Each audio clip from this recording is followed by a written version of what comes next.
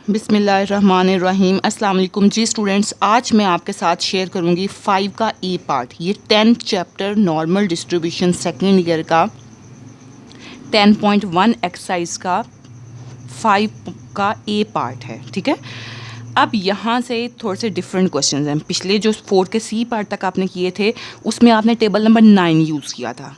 ठीक, अब जो हम करने जा रहे हैं 5 का ए पार्ट, इसमें हमने टेबल नंबर 10 यूज़ करना है। और डिफरेंट कैसे है वो मैं थोड़ा सा आपको बता दूं, ज़रा देख लें। देखें, ये स्टेटमेंट होती है,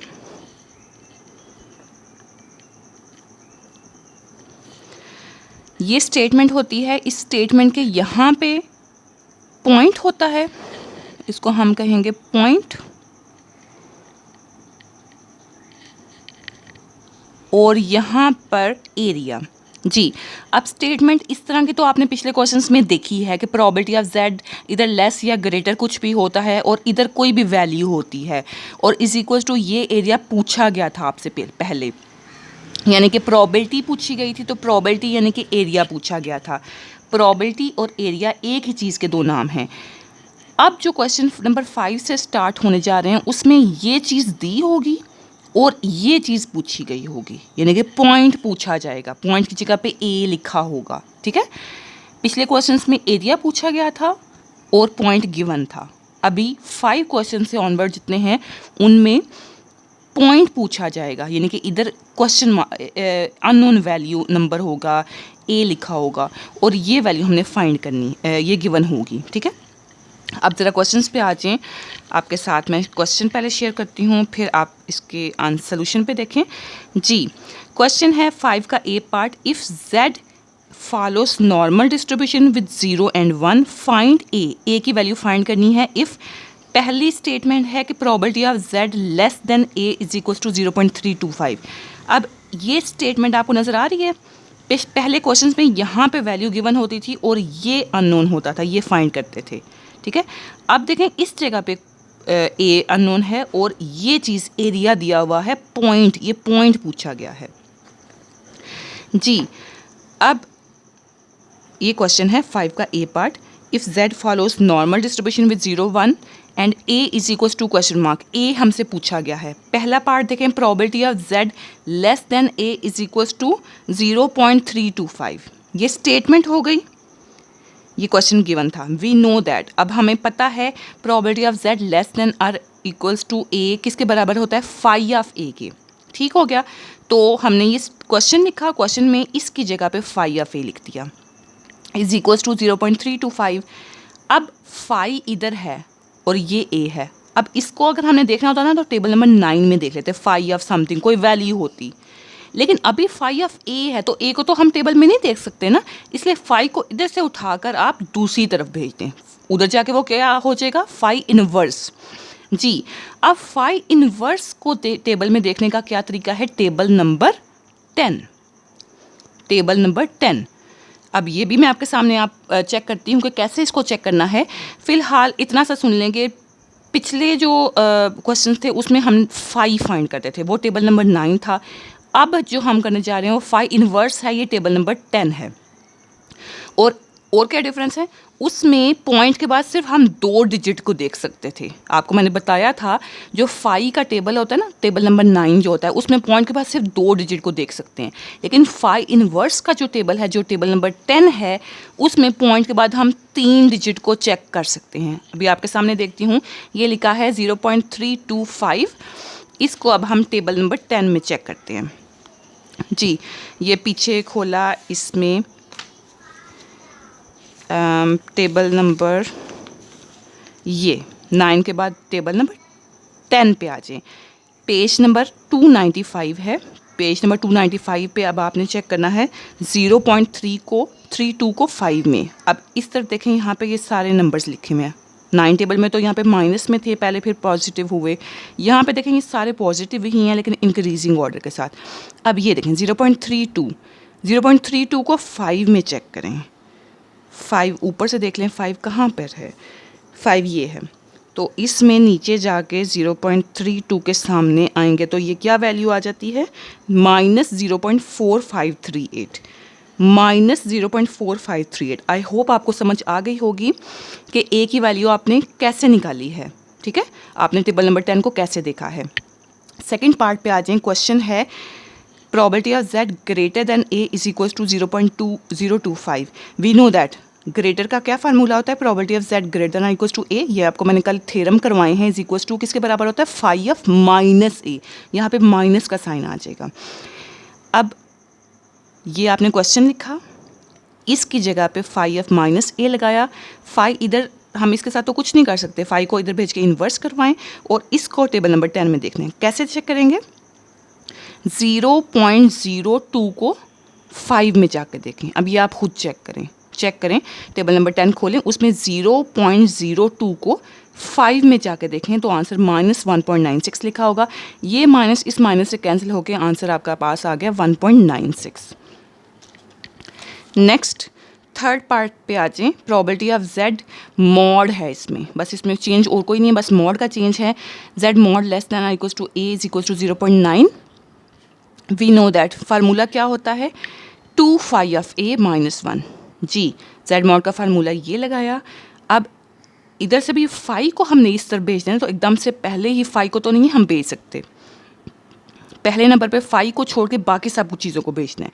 तो 2 को भेजें या -1 को उधर भेजें। जी, पहले प्लस माइनस को भेजना है उधर, इधर माइनस है, इधर जाके प्लस हो जाएगा 1.9। अब इधर 2 मल्टीप्लाई हो रहा है, इधर आके डिवाइड हो जाएगा। 1.9 divide by 2 that is equals to 0.95। अब लास्ट में फाई रह गया, इसको भेज के इधर इन्वर्स करवाएं। अब ये स्टेप आपने बड़े ध्यान से देखने, पहले माइनस को इधर भेजा वो प्लस हो गया, फिर मल्टीप्लाई जो था उसको भेजा, लास्ट में फाई को आपने इधर भेज के इन्वर्स करवाना है और इसको टेबल नंबर 10 में देखना है। कैसे देखेंगे, आपको मैंने बताया कि टेबल नंबर 10 में आप पॉइंट के बाद 3 डिजिट देखते हैं, यहाँ पे तो 2 डिजिट लिखे हुए हैं, तो आप तीसरा डिजिट खुद लिख लें। क्या होगा तीसरा डिजिट, 0। जब कुछ भी नहीं है तो फिर 0 है। जी, आपने कैसे चेक करना है, 0.95 को 0 में देखें। मैं आपके सामने अभी चेक करती हूँ।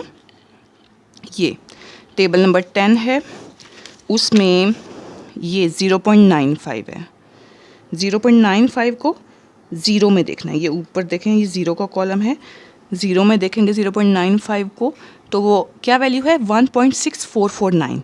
1.6449, तो ये हमारा आंसर है।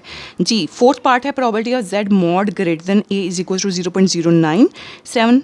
अब इसका फार्मूला क्या होता है, 2 फाई ऑफ माइनस a। ठीक है, अब इसमें 2 मल्टीप्लाई है, इसको इधर भेजें। फाई को पहले नहीं भेजते, पहले कुछ जो 7 चीज़ें हैं उनको आप सॉर्ट आउट करते हैं। 2 मल्टीप्लाई है, इधर ला के डिवाइड कर लें, ये आंसर आ गया। फाई को इधर ला के इन्वर्स करवाएं, तो इसको टेबल नंबर 10 में देखें।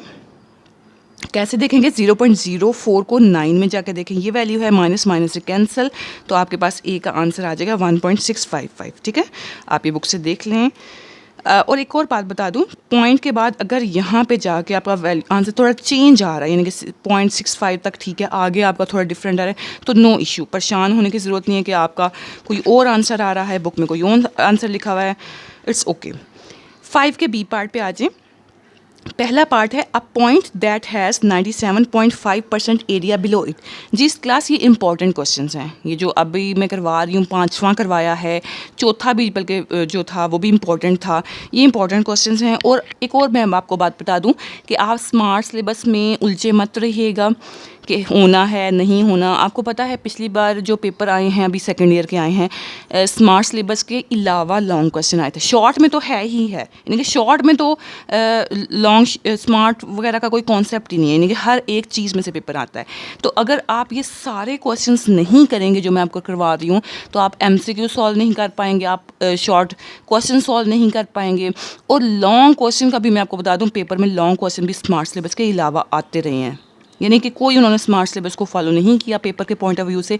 इसलिए जो मैं आपको करवा रही हूँ ये अपने सारा करना है। एंड में जब पेपर करीब होंगे फिर हम सिलेक्टिव उसमें से स्टडी करेंगे, लेकिन आप ये सारा नहीं करेंगे तो आपको समझ ही नहीं आएगी। अगर मैं आपको स्किप करवा दूँगी, नेक्स्ट चीज़ों की समझ नहीं आएगी। ठीक है, इसलिए बड़ा इंपॉर्टेंट ये क्वेश्चन है, ये भी बड़े ध्यान से समझें। अब पॉइंट हमने फाइंड करना है that has 97.5% area below it. अब देखें, ये उन्होंने हमें कहा है कि एक पॉइंट फाइंड करें। जिससे नीचे उस पॉइंट से नीचे बिलो है ना, नीचे कितना एरिया हो 97.5%। अब मैं आपको एक बात बता दूं, इस तरह की डायग्राम होती है नॉर्मल डिस्ट्रीब्यूशन की, इसके अंदर एरिया टोटल कितना होता है 100 का, टोटल इसके अंदर 100 का एरिया होता है 100%। ठीक है, अब हमसे एक ऐसा पॉइंट पूछा जा रहा है, पॉइंट याद रखें हमेशा, ये जो नीचे लाइन स्लीपिंग लाइन है, इस स्लीपिंग लाइन पे पॉइंट होता है। तो मैंने इस पॉइंट पे ए लगा लिया, ये पॉइंट है ए का। मैंने इधर ही क्यों लगाया, इधर क्यों नहीं लगाया? क्योंकि कहा जा रहा है कि इस पॉइंट से पीछे जितना एरिया है ना, यानी कि कर्व के नीचे जितना एरिया है वो 97.5% है, तो 100 के करीब करीब हुआ ना, यानी कि बहुत ज़्यादा है। तो ये अगर इधर होगा तो इसके नीचे ज़्यादा पोर्शन आएगा ना। अगर मैं इसको पॉइंट को इधर लेती तो इससे पीछे बिलो तो बहुत थोड़ा एरिया था, बात समझ आ गई? इसलिए मैंने ये एंड पे करके लिया है ताकि इससे पीछे ज़्यादा एरिया आए जो कि 97.5% शो हो सके। ये एक रफ डायग्राम है, ये बस आपको समझाने के लिए बनाई गई है, क्वेश्चन का हिस्सा नहीं है जी। ये समझाने के लिए बनाई गई है कि आपने यहाँ पे स्टेटमेंट कैसे बनानी है। ये स्टेटमेंट इंपॉर्टेंट है। गिवन दैट, अब गिवन क्या है, ये वर्डिंग में लिखा था तो उसको हमने स्टेटमेंट में कन्वर्ट किया है। Probability of Z less then, below की वजह से लेस का साइन आएगा, ए क्योंकि हमसे वो पॉइंट पूछा गया था तो ये जगह अननोन है। ठीक है, ए, और गिवन क्या है, एरिया गिवन है, यानी कि 97.5% गिवन है, जो कि मैंने आपको यहाँ से पे समझाया था कि ये पॉइंट की जगह होती है, ये एरिया की जगह होती है। पॉइंट अननोन है, एरिया गिवन है, तो यानी कि ये हमारे पास आ गई। अब परसेंटेज को ख़त्म करने का क्या तरीका होता है कि परसेंटेज को ख़त्म करने के लिए आप 100 पे डिवाइड करते हैं तो आ जाएगा 0.975। इस पे फार्मूला क्या, लेस की वजह से होगा फाई ऑफ ए, फाई इधर जाके इन्वर्स हो जाएगा। इसको टेबल नंबर 10 में देखना है, 0.97 को 5 में जाके देखें, ये आंसर आ जाएगा। उसके बाद a point has 97.5% area above it. अब ये क्वेश्चन करना तो वैसे असूलन आपको खुद चाहिए, लेकिन मैं आपके सामने कर रही हूँ, थोड़ा सा समझ लें आप कि इसमें एक ऐसा पॉइंट पूछा जा रहा है जिससे ऊपर 97.5% एरिया हो, यानी कि हमने फिर ये पॉइंट सेलेक्ट किया है कि इससे ऊपर आगे जितना भी एरिया ना वो ज़्यादा है 97.5% एरिया। तो इसकी स्टेटमेंट क्या बनी, प्रोबेबिलिटी ऑफ जेड अबव की वजह से greater sign is A is equals to 97.5%। अब इस पे फार्मूला ग्रेटर की वजह से क्या लगेगा, phi of minus A, greater में माइनस लगता है और लेस में सिर्फ फाई ऑफ ए लगता है। इसको परसेंटेज को ख़त्म करें 0.975, फाई इधर आके इन्वर्स हो जाएगा, और इसको टेबल नंबर 10 में कैसे देखना है, 0.97 को 5 में जाके देखें, चेक कर लें आप, 1.96 माइनस ये वाला इधर भेज देंगे तो ये हमारे पास ए का आंसर आ गया। आई होप आपको समझ आ गई होगी। थर्ड पार्ट पे आ जाए, मोस्ट इम्पॉर्टेंट, बड़े ध्यान से आपने इसको समझना है, बहुत इंपॉर्टेंट क्वेश्चन है जी। हमसे क्या पूछा गया है, 2 सच पॉइंट्स, 2 पॉइंट्स इसमें पूछे गए हैं। पिछले दोनों पार्ट्स में एक एक पॉइंट पूछा गया था। ठीक है, एक को हमने शुरू में का था, लो था, बिलो था, एक अबव था। इसमें 2 पूछे गए हैं, 2 such points that contain central 90% area, यानी कि वो डायग्राम इस तरह की बनानी है और वो कह रहे हैं 2 पॉइंट्स ए और बी, 2 पॉइंट्स इनके सेंटर में ये एरिया है, कितना 90% एरिया बता रहे हैं, सेंट्रल एरिया। तो डायग्राम फिर आप इस तरह की बना लेंगे, रफ डायग्राम है, मैंने को समझाने के लिए आपको बनाई है, ए एंड बी, सेंटर में 90% एरिया। गिवन दैट, अब ये गिवन है प्रोबेबिलिटी ऑफ जेड, देख लेंगे लिखने का तरीका है, स्टेटमेंट जो हमें वर्डिंग में कहा गया था वो स्टेटमेंट आपने ऐसे लिखनी है, probability of Z greater than A less than B is equals to 90%। ठीक है, ये 90% आ गया। अब इसको सॉल्व कैसे करेंगे, इसका क्या फार्मूला मैंने आपको बताया हुआ है, phi of B minus phi of A. ठीक है, phi of B minus phi of A, तो क्या इस तरह ये सॉल्व हो जाएगा, फाई इधर भी है इधर भी, हम फाई को इधर कैसे भेजेंगे, कॉमन तो हम निकाल नहीं सकते, it is not possible, so it is wrong method. आपने ये नहीं करना, मैंने ये खुद जानबूझ के किया है ताकि आपको समझ आ जाए, आपको लगेगा वरना कि ये मिस ने ये तरीका क्यों नहीं किया, तो मैंने ये आपके सामने करके दिखा दे कि फाई कॉमन नहीं निकल सकता, इसलिए रॉन्ग हो गया, वरना हम यकीनन यही फार्मूला लगाते, phi of B minus phi of A, easy formula था। है ये मेथड हो गया स्किप। असली मेथड जब 2 पॉइंट्स पूछे गए हों तो मेथड डिफरेंट होता है। क्या असली मेथड है, वी नो दैट, आपने ये स्टेटमेंट लिखनी है, बड़ी इंपॉर्टेंट स्टेटमेंट है। इस स्टेटमेंट बनी कैसे है मैं आपके सामने बताती हूँ। ये डायग्राम है ना, तो इस डायग्राम को 3 हिस्सों में तकसीम करना है। एक ये पोर्शन, एक ये पोर्शन और एक ये पोर्शन। जी, ये पहला पोर्शन क्या शो कर रहा है, ए से छोटा, ए से नीचे। ये पोर्शन क्या शो कर रहा है, ए और बी के दरमियान में। ये पोर्शन क्या शो कर रहा है, बी से बड़ा। तो ये टोटल पोर्शन तो आपको पता है ना कि 100% होता है, ये एरिया 100%, या फिर अगर परसेंटेज के बगैर लिखना हो तो हम जस्ट 1 लिख देंगे। टोटल एरिया किसके बराबर है, 1 के बराबर। ये प्रॉपर्टीज़, अगर आपने वो डेफिनेशन वाली वीडियो देख चुके हैं, उसमें प्रॉपर्टीज़ में लिखा था ना कि total area under the curve is unity, 1 है, 1 यूनिटी को कहते हैं। अब देखें, यही तीनों पोर्शन मैं आपके सामने लिखने लगी हूँ। पहला portion probability of z less than a, यानी कि ये पहला, यानी कि a से छोटा, probability of z less than a। अभी मैं दरमियान वाला लिखने लगी हूँ, probability of z greater than a and less than b। अभी मैं b से ऊपर वाला लिखने लगी हूँ, plus probability of z greater than b is equals to 1। ठीक है, ये 3 पोर्शन। सेंटर वाला पोर्शन की प्रोबेबिलिटी किसके बराबर है, गिवन है हमें 90%, यानी कि इसको हम 0.90 लिख सकते हैं, परसेंटेज को ख़त्म करके डिवाइड बाय 100 करके। ये लिख लिया, ये स्टेटमेंट आ गई। इधर ये 0.90 प्लस है, इधर इसको भेज के माइनस करवा लें तो ये आ गई। अब देखें, this one plus this one is equal to this one. ये इसका क्या मतलब है कि ये वाला हिस्सा, ठीक है, ये वाला हिस्सा प्रोबेबिलिटी है ना, ये वाला हिस्सा और ये वाला हिस्सा दोनों मिल के, दोनों को प्लस करें मिल के, वो किसके बराबर है, 0.10 के, यानी कि 10% बनाना कि 10%। तो यकीनन हमें तो ये ज़ुबानी भी पता है कि ये हिस्सा और ये हिस्सा मिल के 10% ही होगा। अगर ये 90 है तो ये 10 होगा, और 10 हाफ हाफ अगर करें तो ये 5% होगा। 5%, 5% तो 5% बाय सिमेट्री लॉ यहाँ पे करना है। ये लिखें, प्लस की जगह पे इक्वल लगाएं और ये लिखें।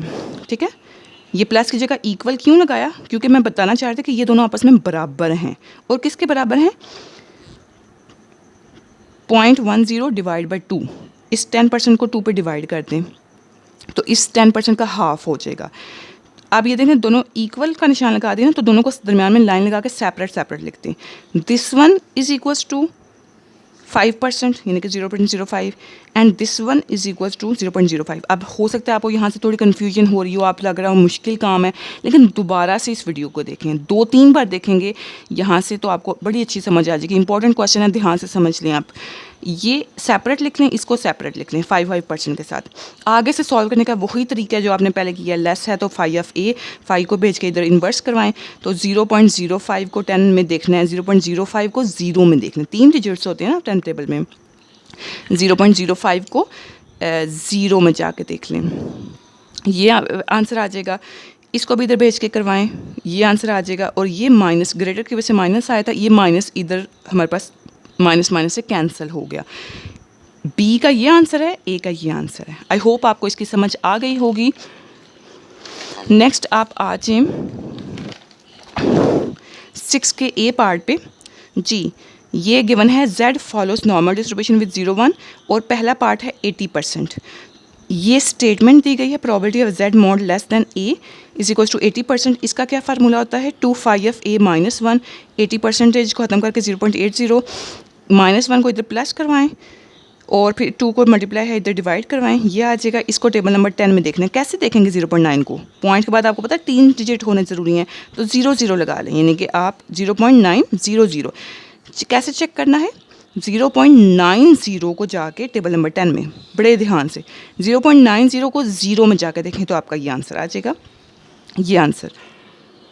नेक्स्ट, इसी क्वेश्चन में सेकंड पार्ट 99% के लिए दिया गया है। ये इसका ये फार्मूला लगाया, ये परसेंटेज ख़त्म करना है डिवाइड बाय 100 करके। सेम मेथड है, ये आपने खुद करना है, डू योर सेल्फ। 6 का बी पार्ट पे आ जाए। ये स्टेटमेंट है, इस स्टेटमेंट में probability of z mod greater than a, 2 minus a करें, ये लिखें और 2 इधर ला के डिवाइड करवाएँ और फिर 5 इन्वर्स करवाएं। इसको जाके टेबल नंबर 10 में देखें, सेम मेथड है, माइनस ये आंसर आ जाएगा, माइनस से कैंसिल, ये आ गया। 2% के लिए वैसे करना तो आपको खुद चाहिए, मैं आपके सामने कर रही हूँ। ग्रेटर की वजह से ये फार्मूला लगाया, 2 माइनस a, z मॉड है ना, z मॉड में ग्रेटर का ये फार्मूला होता है। ये मैंने पिछली वीडियो में आपको बताए थे फार्मूलाज। फिर भी अगर आपको ये फार्मूलाज नहीं पता तो पेज नंबर बता देती हूँ। पेज नंबर किस पे हैं ये फार्मूलाज, आप बुक में देख लें, पेज नंबर 5 पे हैं। ठीक है, तो आपने ये इसको 2 पे डिवाइड करवाया, इसको जाके आपने अब टेबल नंबर 10 में देखना है। कैसे चेक करेंगे? 0.01 को 0 में चेक करें, ये आंसर आ जाएगा, माइनस माइनस से कैंसिल, और आपका ये आंसर 2.326 आ गया। नेक्स्ट 6 क्वेश्चन हो गया। 7 के ए पार्ट पे आ जाएं।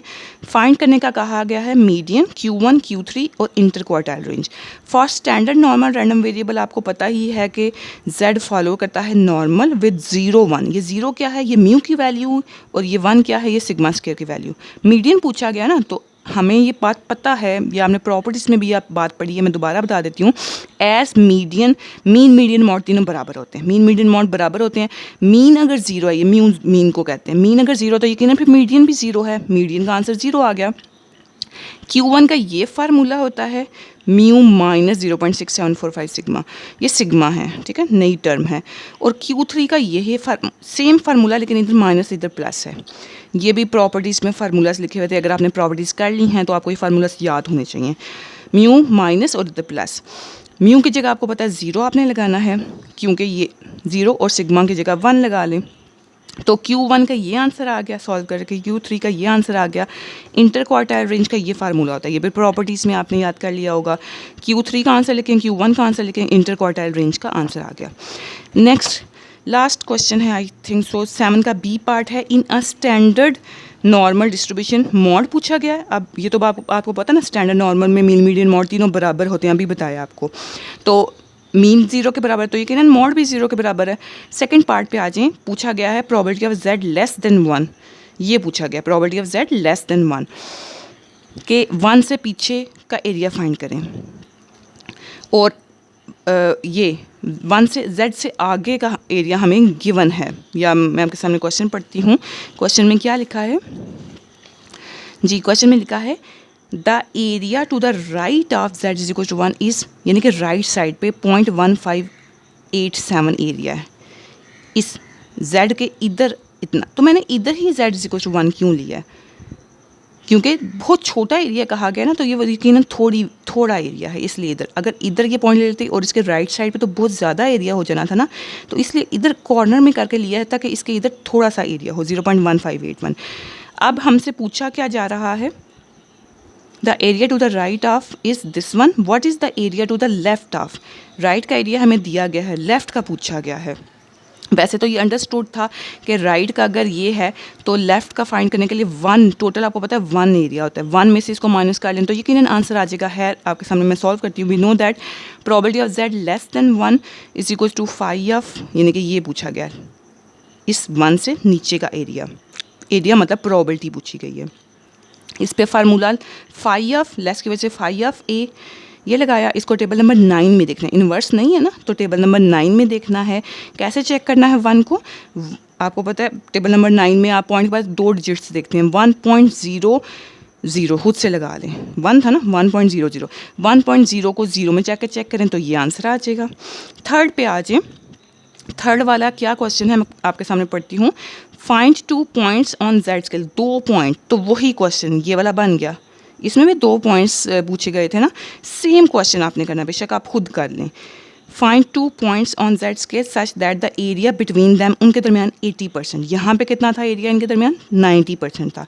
सेम क्वेश्चन है, यहाँ पे 90 था, यहाँ पे 80% से आप ये करना है क्वेश्चन। तो ये मैं आपसे खुद सजेस्ट वैसे करूँगी आप ये खुद करें, लेकिन आपके सामने ये मैंने सॉल्व किया हुआ है, ये सेम पैटर्न पे वही स्टेटमेंट लिखी है। ये वाला और ये वाला मिला के 1 के बराबर, सेंटर में 80% है, 80 इधर आके माइनस हो जाएगा, फिर ये दोनों प्लस साइन के साथ हैं। नेक्स्ट में इनके साथ इक्वल का आ जाएगा। अब यहाँ पे आपने कंफ्यूज नहीं होना कि पहले प्लस था फिर इक्वल कैसे बन गया। हम बाय सिमेट्री ये चीज़ शो करने लगे हैं कि दोनों बराबर हैं, इसलिए इक्वल का साइन लगाया और फिर डिवाइड बाई 2 भी कर दिया। आधा आधा दोनों के हिस्से में आ गया, दरम्यान में लाइन लगाई और इसको सॉल्व किया। ये आपने खुद करना है सॉल्व। चौथे पे आ जाए, लास्ट इसका पार्ट है फाइंड द एरिया। एरिया का मतलब होता है प्रोबेबिलिटी फाइंड करें between this one and this one.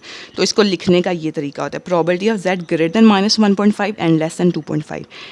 इसका इस पे फार्मूला ये लग सकता है 5 of B - 5 of A। क्यों? क्योंकि हमसे एरिया पूछा गया है, पॉइंट्स नहीं पूछेंगे। पॉइंट्स पूछे जाए ना तो फिर हम ये नहीं लगा सकते फार्मूला, क्योंकि फाई इन्वर्स नहीं फिर कर सकते। पॉइंट्स में तो आपको पता है टेबल नंबर 10 में जाना होता है, यानी कि फाई इन्वर्स करना होता है। खैर इस पे ये फार्मूला लगाएं, phi of B minus phi of A, ये इधर आ जाएगा, ये इधर चला जाएगा। इसको भी टेबल नंबर 9 में देखें, इसको भी टेबल नंबर 9 में देखें, दोनों को माइनस करेंगे तो आपका आंसर आ जाएगा। जी स्टूडेंट्स, ये हो गया ख़त्म आपका एक्सरसाइज 10.1। जी 10.1 एक्सरसाइज ख़त्म हो गया। इंशाल्लाह हम टुमारो 10.2 स्टार्ट करेंगे। इस 10 चैप्टर में सिर्फ 2 ही एक्सरसाइज हैं और दोनों बड़ी इंपॉर्टेंट हैं। पहली डन होगी, आप इसको कंप्लीट करें तो ही आपको अगली समझ आएगी, वरना आपको अगली की भी समझ नहीं आनी। और इसमें से आपका पूरा 1 नंबर का क्वेश्चन एक आता है क्वेश्चन, और शॉर्ट क्वेश्चंस भी बहुत आते हैं, MCQs भी बहुत आते हैं। जी कुछ समझना हो तो आप कमेंट्स करें। Thank you so much. अल्लाह हाफिज़।